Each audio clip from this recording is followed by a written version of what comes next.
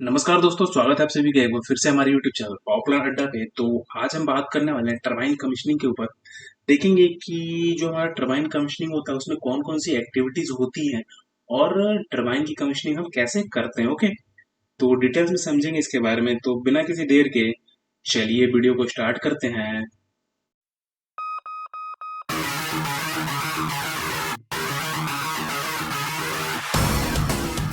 Start करते हैं topic turbine commissioning procedure. Okay, तो देखिए क्या बोल रहा है कि how do we shall conduct commissioning of turbine.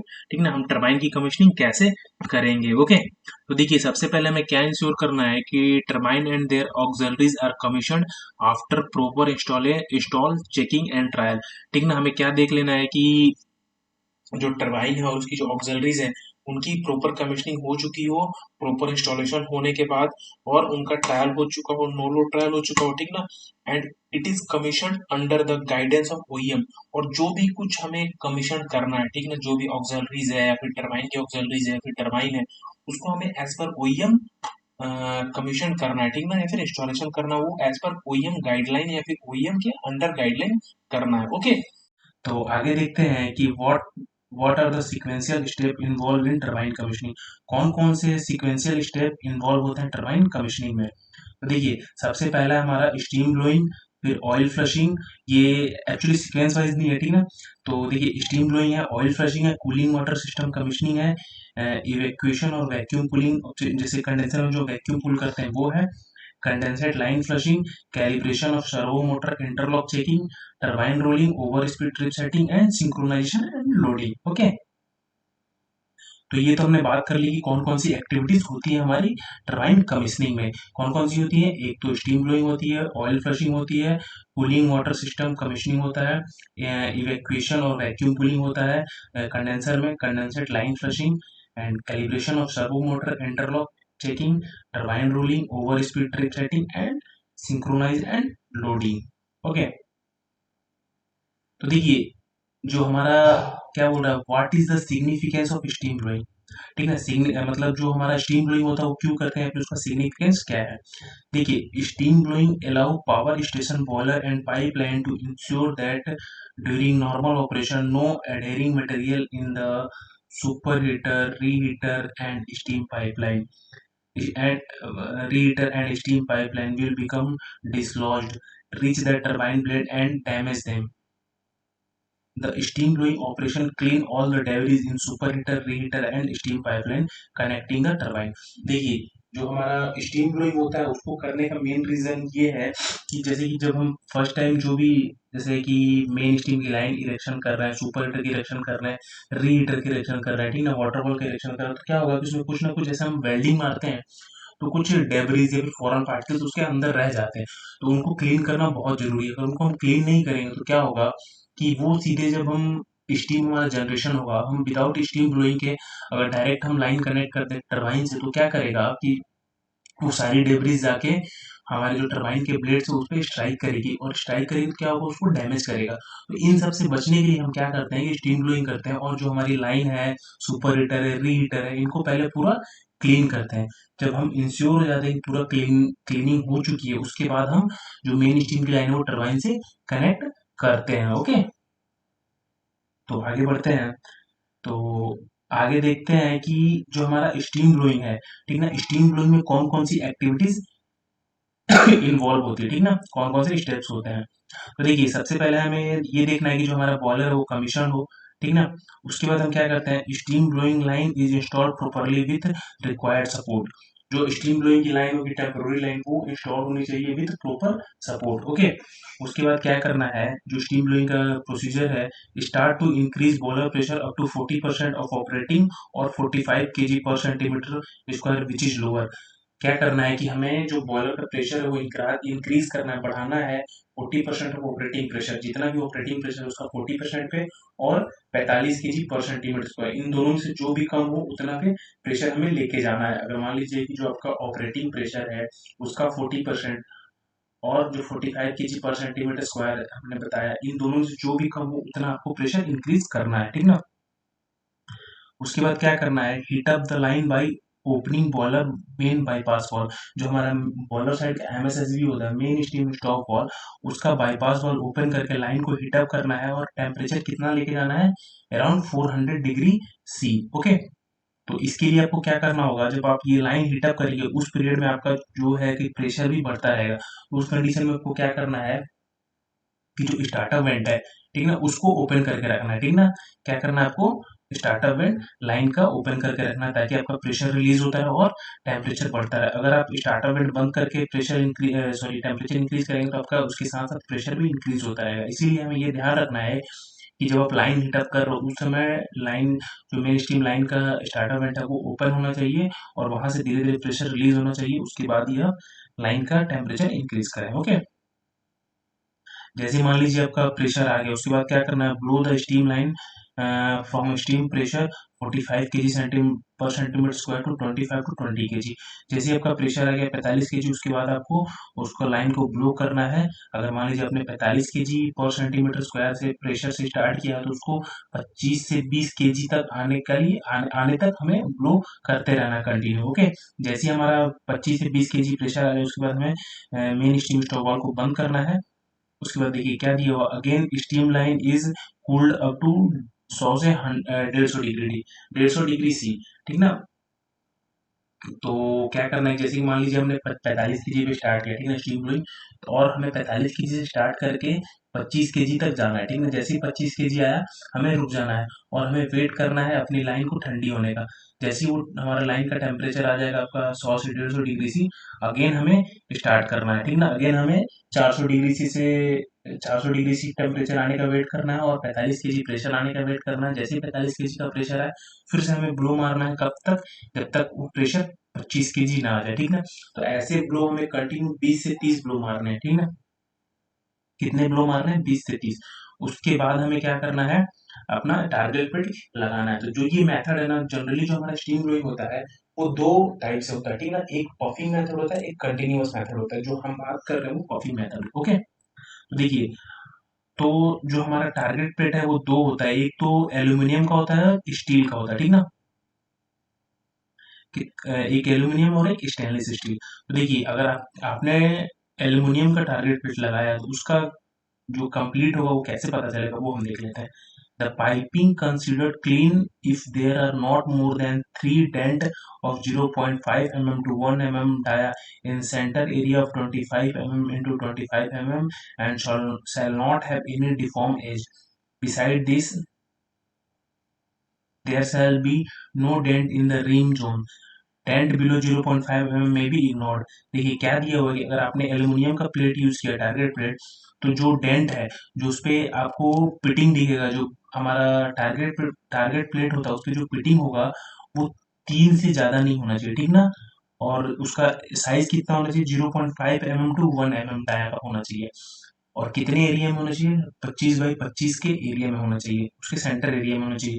और अगर मान लीजिए 0.5 mm से कम का है फिटिंग, तो उसको हम कंसीडर नहीं करेंगे। दैट मीन्स कि आपका जो स्टीम ब्लोइंग है वो कंप्लीट हो गया है। ओके, अगर मान लीजिए आपने टारगेट पेट जो लगाया है वो स्टेनलेस स्टील का, तो क्या करेंगे आप, the piping is consider to be clean if there are not more than 5 dent of 0.1 mm dia to 0.5 mm dia in center area of 50 by 50 mm shall not have any deformed edge. Dent below 0.1 mm में भी ignored।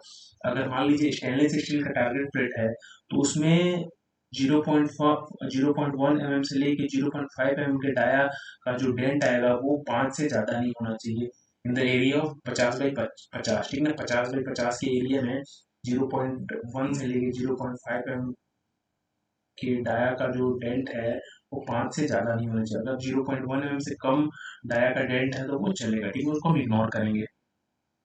अगर ये criteria होता है तो हमारा steam blowing complete हो जाता है। ओके, मैंने स्टीम ब्लोइंग के डिटेल्स एक वीडियो भी बनाई, वो भी आप देख सकते हैं, ठीक है। उसका लिंक मैं वीडियो के डिस्क्रिप्शन में दे दूंगा। ओके, तो अगर मान लीजिए हमारा स्टीम फ्लोइंग कंप्लीट हो, उसके बाद क्या करना है कि हमें स्टीम लाइन को नॉर्मलाइज करना है। Connect the main steam line flange to ESB, ensure MS line flange and ESB flange as flange parallelity is done.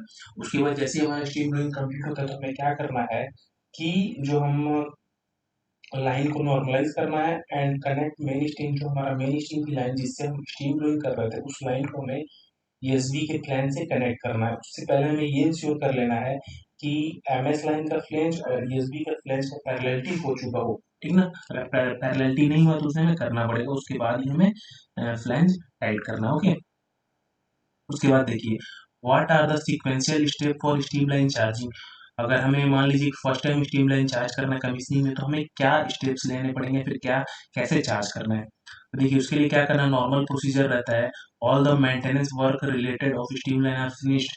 हमें ये इंश्योर कर लेना है कि जो हमारा स्ट्रीमलाइन है उसका वर्क, वेल्डिंग वर्क, जो कुछ भी है व्हाटएवर, वो कंप्लीट होना चाहिए। Ensure the clearance from process और turbine side for charging the streamline. जो हमारा टरबाइन साइड का वो है, मतलब टरबाइन साइड या प्रोसेस साइड है, उधर से हमें क्लियरेंस लेना चाहिए कि भाई हम टरबाइन का मेन स्टीम लाइन चार्ज करने वाले हैं, किसी को कोई दिक्कत नहीं, फिर किसी का कोई काम ना चल रहा हो। Ensure all the drain and trap valve are open. हमें ये देख लेना है कि सारे ड्रेन और ट्रैप ओपन हो, अदरवाइज क्या होगा, लाइन में हैमरिंग होगी। Okay, slowly open the steam line bypass valve and allow for heat up of line. जब भी हम फर्स्ट टाइम लाइन चार्ज करते हैं स्टीम लाइन, तो हमें ये इंश्योर करना है कि पहले हम कभी भी डायरेक्टली जैसे मेन स्टीम जो बॉयलर साइड का एमएसएसबी होता है उसको डायरेक्टली ओपन नहीं करना है, ठीक है। हाँ, उसमें हमेशा एक बाईपास दिया था, ठीक है, लाइन चार्जिंग के लिए। तो पहले हमें उसको ओपन करना है धीरे धीरे, और लाइन को चार्ज करना है, हीटअप करना है, ठीक है। उसके बाद हमें ये इंश्योर करना है कि after ensuring line proper heat up, crack open the main valve and allow for condensate drain. जैसे हमें दिखे कि मतलब आपका जो लाइन है चार्ज हो गया, थोड़ा सा हीटअप हो गया, उसके बाद क्या करना है, क्रैक ओपन करना है मेन स्टीम स्टॉप वाल्व को। और हमें ये इंश्योर करना है कि जो ड्रेन था लाइन में, जो भी कंडेंसेट था वो ड्रेन से निकल रहा हो, ठीक ना। After ensuring no condensate in drain line, open the main valve gradually and observe the hammering.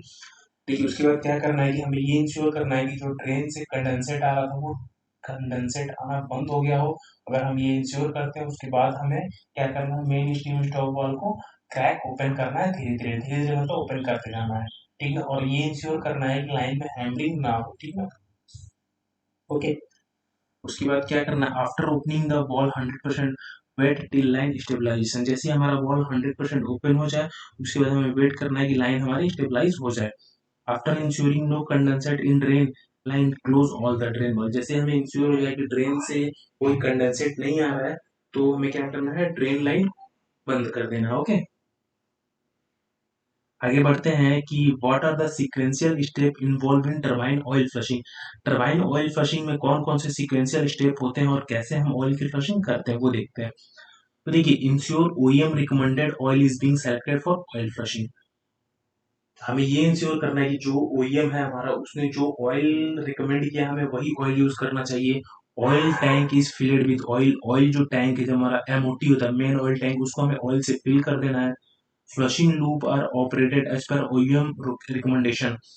जो फ्लशिंग लूप है, जैसे कि जो हमें फ्लशिंग करना है उसके लिए हमें लूप बनाना पड़ेगा, ठीक है। लाइक सक्शन और जैसे मतलब ये सप्लाई और रिटर्न लाइन है के बीच में लूप बनाना पड़ता है, ठीक ना। उस लूप को ओईएम के अकॉर्डिंग हमें बनाना पड़ेगा। ओईएम हमें रिकमेंड करता है कि इस तरह से हमें फ्लशिंग करना है, उसका मतलब कि डायग्राम भी प्रोवाइड करते हैं वो लोग, ठीक है। उसके हिसाब से हमें लूप बनाना पड़ता है। और उसके बाद हमें क्या करना है, जो रिटर्न लाइन है, रिटर्न लाइन में हमें स्ट्रेनर देना है, ठीक ना।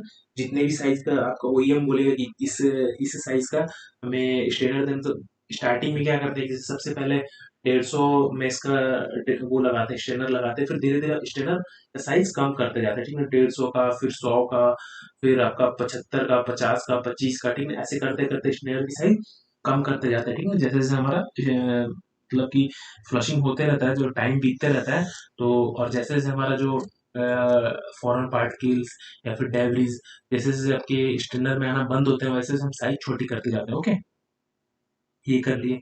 उसके बाद हमें क्या इंश्योर करना है कि ensure oil centrifuge in place and ready for operation. हमें ये भी इंश्योर कर लेना है कि ऑयल सेंट्रीफ्यूज मतलब इंस्टॉल हो चुका है, ठीक है ना, और ऑपरेशन के लिए रेडी है। Flush oil bye starting lube oil pump and ensure oil is circulated through through cooler. हमें क्या करना है, ऑयल का फ्लशिंग स्टार्ट करना है, और हमें ये इंश्योर करना है कि जो ऑयल है वो कूलर के थ्रू फ्लश हो, ठीक ना। कूलर के थ्रू भी, मतलब कूलर भी हमारा सर्किट में है, ठीक ना, ऑयल कूलर जो है वो। Keep oil centrifuge on with heater on. हमें क्या करना है, सेंट्रीफ्यूज ऑन रखना है और उसका हीटर भी ऑन रखना है। Okay, Maintain oil temperature up to 70 degrees C for 4 to 5 hours. Charge oil cooler and bring down the oil temperature up to 35 to 40 degrees C. Then hammer the oil line to dislodge the sludge, burr or any other foreign material. Continue oil flushing till the return line strainer is clean by 24 micron filter. देखिए जैसे मैंने बताया कि पहले 150 से filter से start करते हैं, उसके बाद 25 माइक्रोन के फिल्टर तक लेके आते हैं धीरे धीरे, ठीक है ना। Oil flushing shall be deemed as completed if lube oil filter does not choke for more than 24 hours. तो देखिए क्या करना है कि सबसे पहले से हमने बात किया कि मतलब एमओटी को सबसे पहले हमने क्या देखा कि जो भी ऑयल रिकमेंडेशन करता है वही हमारा, ठीक ना, वो ऑयल हम ले लेते हैं और जो हमारा एमओटी मेन ऑयल टैंक उसको ऑयल से भर देते हैं और जैसा हमारा ओईएम रिकमेंड करता है लूप बनाने के लिए, ठीक है, जैसे सक्शन और सॉरी सप्लाई और रिटर्न लाइन में लूप बनाने के लिए वो लूप हम बना लेते हैं, ठीक है ना, दोनों को लूप बना लेते हैं और हम मेन ऑयल पंप से फ्लशिंग स्टार्ट करते हैं और जो रिटर्न लाइन है उसमें हम एक स्ट्रेनर लगा देते हैं। ओके, उसके बाद जो हमारा फ्लशिंग होगा वो ऑयल कूलर को सर्किट में रख के करना है। ओके, और जो हमारा सेंट्रीफ्यूज भी सर्किट में रहेगा और सेंट्रीफ्यूज का हीटर ऑन रहेगा। ओके, उससे क्या है कि सेंट्रीफ्यूज का हीटर ऑन रहेगा, उससे हम क्या करेंगे टेम्परेचर और एमओटी में हीटर रहता है उसका भी वो भी ऑन रहेगा। इससे क्या होगा हमारा टेम्परेचर इंक्रीज होगा। हमें क्या करना है कि 4 to 5 आवर्स के लिए टेम्परेचर इंक्रीज करना है अप टू 65 to 70। उसके बाद हमें क्या करना है कूलर को सर्विस में लेना और उसका टेम्परेचर डाउन करना है। तो ये टेम्परेचर बढ़ाना और डाउन करना इसको हम थर्मल शॉक बोलते हैं, ठीक ना, लाइन में थर्मल शॉक। इससे क्या होता है कि जो भी हमारी डेब्रीज या फिर कुछ डिपॉजिट्स रहते हैं लाइन में वो इजिली रिमूव हो जाता है, ठीक है, क्यों, क्योंकि उनकी प्रॉपर्टी चेंज होती है। कैसे, एक बार हम उनको गर्म कर रहे हैं फिर ठंडा कर रहे हैं तो उनमें क्या होता है थर्मल शॉक जनरेट होता है जिससे क्या होता है वो डिसलॉज हो जाता है, ठीक ना। तो इससे हम अच्छे से क्लीनिंग हो जाती है और ऑयल फ्लशिंग हमें कंटिन्यू करना है। कब तक, जब तक कि जो हमारा स्टेनर क्लीन ना हो जाए, मतलब 25 माइक्रोन का फिल्टर क्लीन ना हो जाए। ओके, तब तक हमें फ्लशिंग करते रहना। ओके, अगला बढ़ते हैं, अगला स्टेप क्या है, what are the step involving cooling water system commissioning. Cooling water system की कमीशनिंग में कौन कौन से स्टेप्स इन्वॉल्व है, ठीक ना, तो ये देख लेते हैं। तो देखिए सबसे पहले हमें क्या देखना है कि जितनी भी इरेक्शन एक्टिविटीज है, ठीक है, कूलिंग टावर की वो कंप्लीट होनी चाहिए। All instrument are fitted on CW system, जो भी इंस्ट्रूमेंट लगना है हमारा कूलिंग वाटर सिस्टम में वो इंस्टॉल होना चाहिए। Cooling tower level is filled with required quality water, जो कूलिंग टावर को हमें फिल करना है जिस क्वालिटी का वाटर चाहिए उससे वो फिल होना चाहिए। Check the cooling water pump physical condition, if found okay then take no load trial और ensure CW pump are commission under the guidance of OEM. हमें ये भी चेक करना है कि cooling water pump physically check करना है कि सही है कि नहीं, उसका नो लोड ट्रायल हुआ है कि नहीं और जो commissioning as per OEM recommendation हुआ है कि नहीं, ठीक है, ओईएम के अनुसार हुआ है कि नहीं। Okay, connect cooling water line with flushing line and leave to open area, do not connect return cooling water line to cooling tower। देखिए क्या करना है कि इसके बाद जैसे हमारा ये इंश्योर हो जाएगी हमारे पंप का कूलिंग वाटर पंप का कमीशनिंग हो चुका है तो हमें लाइन को फ्लश करना है, ठीक है।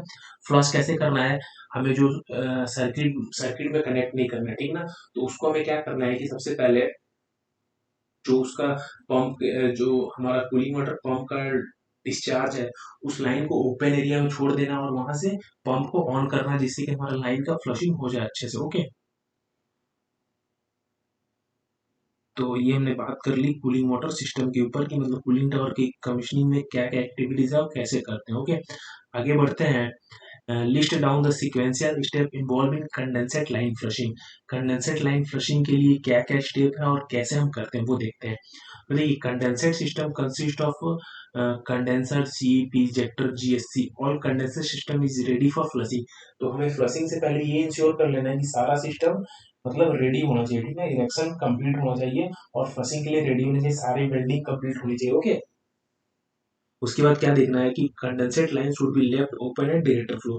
देखिए जो हमारा सर्कुलेशन होता है वो कंडेंसर से सीईपी होता है, सीईपी से इजेक्टर होता है, इजेक्टर से जीएससी, जीएससी से एलपी हीटर और एलपी हीटर से डायरेक्टर। तो हमें ये इंश्योर करना है कि जो लाइन सीधे जो डायरेक्टर में जा रही है, ठीक ना, वो वहां पे ओपन टू एटमोस्फेयर होना चाहिए, ठीक ना, फ्लशिंग के लिए, क्योंकि सारा कचरा हम डायरेक्टर में नहीं डाल सकते। अगर डायरेक्टर में डाल देंगे तो क्या होगा हमारा पीएफपी का स्टेनर चोक होगा। ओके, तो हमें ये इंश्योर कर लेना है कि जो हम फ्लशिंग कर रहे हैं वो लाइन ओपन टू एटमोस्फेयर है कि नहीं। ओके, अगर ये हमें इंश्योर कर लिया उसके बाद क्या करना है, hot well level is normal and provision is made to make up the level of hot well. उसके बाद हमें क्या करना है कि हॉट वेल लेवल को नॉर्मल पे मेंटेन करना है, उसके बाद ये भी प्रोविजन रखना है कि हॉट वेल लेवल को मेकअप कर सके। ओके, उसके बाद हमें ये इंश्योर करना है कि सीपी हमारा रेडी हो और सीपी का कमीशनिंग हो चुका हो, ठीक ना। उसके बाद हमें start CP and flush the line, CP को स्टार्ट करके लाइन को फ्लश करना है। This activity shall be done for 8 to 10 times and every time up hot well level, ठीक ना। इसको इस एक्टिविटी को हमें 8 से 10 बार करना है और इंश्योर करना है कि लाइन अच्छे से फ्लश हो जानी चाहिए। ओके, तो ये तो बात कर ली हमने कंडेंसर सिस्टम की फ्लशिंग की। आगे बढ़ते हैं, what are the sequential step for turbine rolling. तो जैसे हमने देखा कि सबसे पहले हमने कौन कौन से एक्टिविटीज है, स्टीम ब्लोइंग किया, फिर ठीक ना, लूबल फ्लशिंग किया, ओके, कूलिंग टावर सिस्टम का कमीशनिंग किया, ओके, और फिर कंडेंसर सिस्टम का फ्लशिंग किया। अब बात करते हैं कि टरबाइन को रोलिंग कैसे करेंगे, ठीक ना। पहली बार देखिए, उसके पहले हमें इंश्योर कर लेना है, ये सारी चीजें इंश्योर कर लेनी है कि lube system is commissioned and it is in service. Lube system का कमीशनिंग हो चुका हो और वो सर्विस में हो। Cooling water system is commission and is being charged. Cooling water system का कमीशनिंग हो चुका होना चाहिए और वो चार्ज होना चाहिए। Condensate system is in service, condensate system service में होना चाहिए। Main steam line side line is charge as per standard procedure. Main steam line charge होना चाहिए as per standard process. Vacuum cooling करना है और reset turbine protection, ESB open and turbine rolling is done as per OEM guidance. Okay, तो ये थी दोस्तों आज की वीडियो जिसमें हमने बात की कि कौन कौन सी एक्टिविटीज इन्वॉल्व है टरबाइन कमीशनिंग में और उन एक्टिविटीज को हमें कैसे करना है, ठीक ना। तो हमें ये चीज हमेशा ध्यान रखना है कि जो कुछ भी हम कर रहे हैं, ठीक है, जो भी कमीशनिंग कर रहे हैं वो एज पर ओईएम रिकमेंडेशन करना है। ओके, जो भी ओईएम हमें रिकमेंड करता है उसके अनुसार ही हमें करना है, ठीक ना, उसके प्रोसीजर को फॉलो करना है। तो आई होप ये आपको समझ में आया होगा कि कमीशनिंग में, टरबाइन कमीशनिंग में कौन कौन सी एक्टिविटीज इन्वॉल्व होती हैं। ओके, तो वीडियो कैसा लगा जरूर बताएं, वीडियो को लाइक करें, चैनल को सब्सक्राइब करें और अपने दोस्तों के साथ जरूर शेयर करें।